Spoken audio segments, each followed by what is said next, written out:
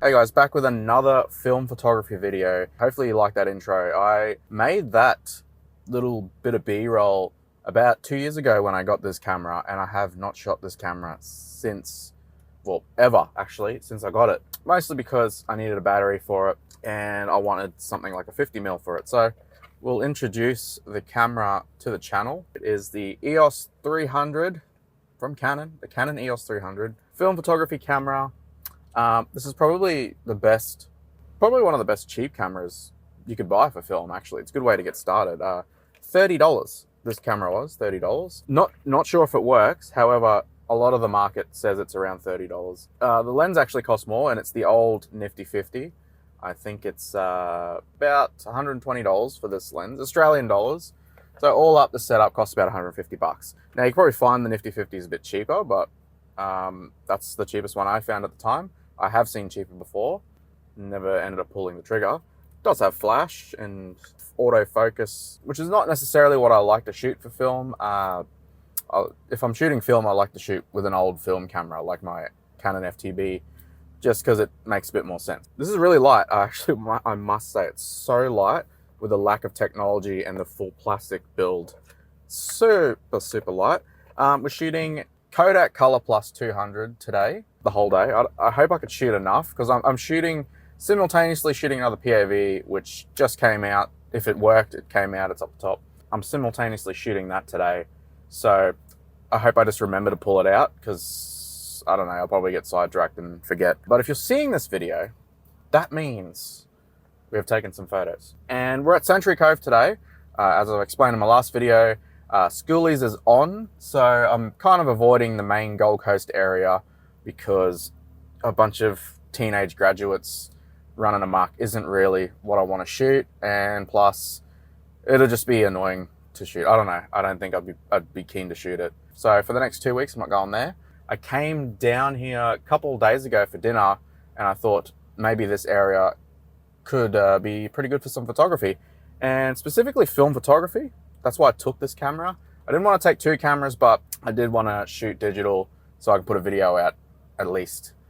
Because I really want to try and be consistent on YouTube. Anyway, enough of that talk. Let's go out and take some photos. So it's Nifty 50, I'm going to do a lot of mundane photography with this camera. I was going to say with this lens, but the whole camera. So I'm hoping this is a good test run for how this works. If it works good or not. Probably shit, I don't know. We'll see.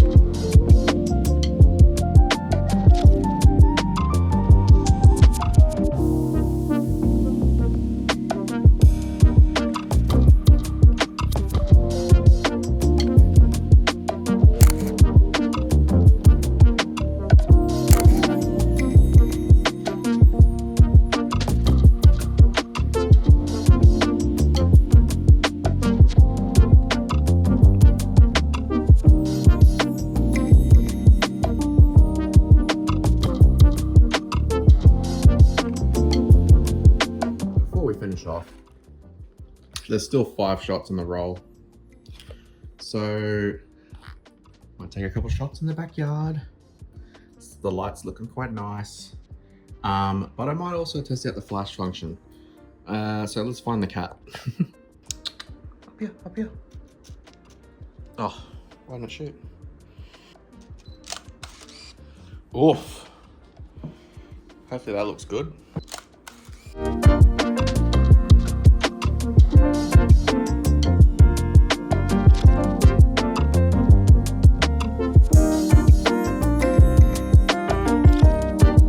So several days, a beard trim and a haircut later, we're back. So obviously got my scans back and I'm happy with them. There's probably 20 shots that I like in there, but I think there's my top 3 would be this one here. That's one of the top 3 obviously, because anyway, I just kind of like the color and the split in the frame from the shot. I originally liked the portrait one, but unfortunately the portrait one, I don't know, I feel like the landscape one has better balance with all the lines in the photo. This is not cropped at all too, so I'm pretty happy with that. I got this almost perfect in camera, even though I didn't think anything of the shot when I took it. Next one's probably this one. I kind of like all of the artificial red on the sign being surrounded by the natural red, the real life red. And the next one's this one. Now, I am unsure. I think I just like it because the film gave it some sort of look.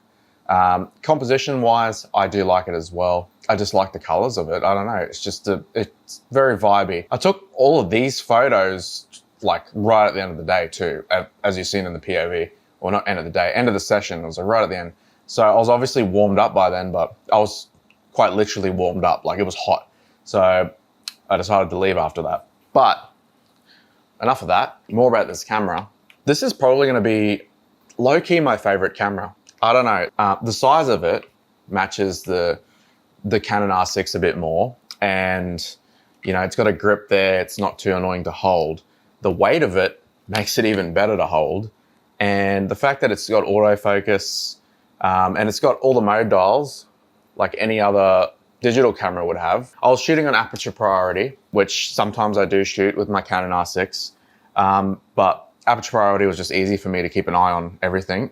The digital display and everything on there is quite nice too, because it kind of tells you how many shots you have left and what your settings are. It's pretty nice, very intuitive. In the viewfinder as well, you actually see the settings on the bottom, which is quite nice when you're shooting. You keep an eye on your settings and whatever.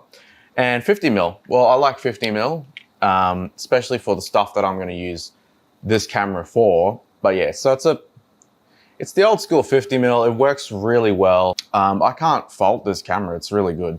Flash though, I did take photos of the cat at the end there. You've seen that. And it felt a bit smudgy. I don't know if the lens is a bit smudgy or what. But yeah, I mean, the flash works. It exposed it pretty well by the looks of it. I don't think they did much in scanning. But yeah, so very happy with this camera. And quite frankly, this is probably low-key my favorite camera at the moment. Like the R6 is great. There's just a bit of a disconnect when it comes to photography. But this, and it's heavy, but this is very light and it shoots film, which is why I like the FTb. I like shooting film. However, it can be a bit finicky, and because it's old, shit can go wrong. Where this was $30. So if it breaks, I could just buy another one, no worries. The obvious problem about film is it costs money. That's pretty much it. It costs money and it takes a bit of time. Shout out to Pura Film Labs here in Gold Coast. I sent these guys away. Previously, I've used Camera House, and you know, if you're not in Australia, Camera House is just a big dog camera seller, camera company. I don't know how to explain it, but they do the quick, you know, the quick film development. So there's not much passion behind it. There's not much technique. There's not much good stuff. But I found their scans to be terrible. So I used Pura Film Labs, and very happy with the results. Huge shout out. I got the high resolution scans. That did cost a bit more, but definitely worth it in the end. I was actually I seen the thumbnail of one of my photos before I downloaded it, and I was just super excited because I could already tell that it looked fucking 10 times better. I love ColorPlus, low key. I'm not gonna lie, I really like ColorPlus. I love how it looks. I did warm up some of the images just ever so slightly, but other than that, I didn't really edit them much. I think I'd probably pull the shadows back a bit because I like a bit more contrast in some of my photos. So yeah, I did edit these in Lightroom just a slight bit. I don't really like doing anything more than just a tiny bit with film, just because it feels like I remove authenticity. I edit the shit out of my digital photos, so you know I might as well tone back on this. So yeah, shout out Pure Film Labs. Did very good. Everything was very simple. I filled out the form, and I actually paid for 2 times postage. But when they emailed me, they're like, "Oh, you paid for 2 times postage. We'll refund you one of those because we'll be putting the film in the same bag." I just thought 2 times meant 2 rolls, so idiot me. But thanks for the honesty. Very good.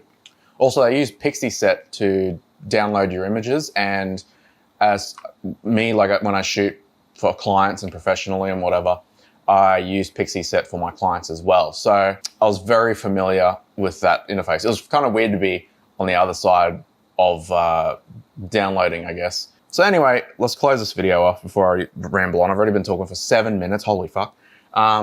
This camera, absolutely love it, recommend it. If you want a film camera that's cheap, I do recommend this camera, EOS 300.